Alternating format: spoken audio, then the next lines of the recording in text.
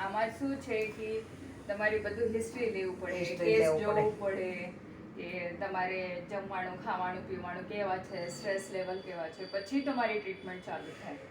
ના આ તો કાંઈ નહીં, ફટાફટ તમને શું છે ફટાફટ કાંઈ નહીં થાય. આ આપણે તમારા ધીમે બોડી ધીમે છે, બા આપણે બોડીને ટાઈમ આપવું પડે. આયા છે ને આયા ધીમે ધીમે થશે.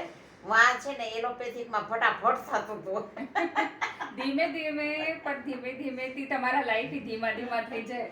હા 5 થી 10 વર્ષ 20 વર્ષ ઓછું થઈ જાય. ઓછું તમે થઈ જાય. કેમિકલ નાખો પેટમાં જાય ને, પેટમાં આ જાય. આંતરડા તો સુકાઈ સુકાઈ જાય, જાય. પછી હાર્ટ સુકાઈ જાય. તમારે 17 વર્ષની આયુ 60 વર્ષની થઈ પણ આ છે જાય, ને- 60 વર્ષની 50 વર્ષની. તમારે સીધું સીધું માણસ 80 ને 100 વર્ષ જીવે છે. આ કેમિકલ ખાઈ ખાઈને ખોટા તમારી કિડની ખરાબ થઈ જાય, લીવર ખરાબ થઈ જાય, ગર્ભાશય ખરાબ થઈ જશે. પછી અમારે અહીંયા આવે પેશન્ટ કે કિડની હવે ફેલ છે, લીવર ફેલ છે, ડિપ્રેશનમાં છે, વાળ ખરી ગયા છે, બ્રેન મગજ કામ નથી કરતું. અમે પહેલા કહીએ છીએ તમે એલોપેથિક દવા શું ખાવી છે. કેટલા જેન્ટ્સ પેશન્ટ આવે શુક્રાણુ 0 લઈને આવે, અમે પહેલે પૂછે તમે શું એલોપેથિક દવા ખાવી છે, શું તમે ઓપરેશન કર્યા છે, તમે કોરોનામાં કેટલા એન્ટીબાયોટિક્સ ખાવ્યા છે.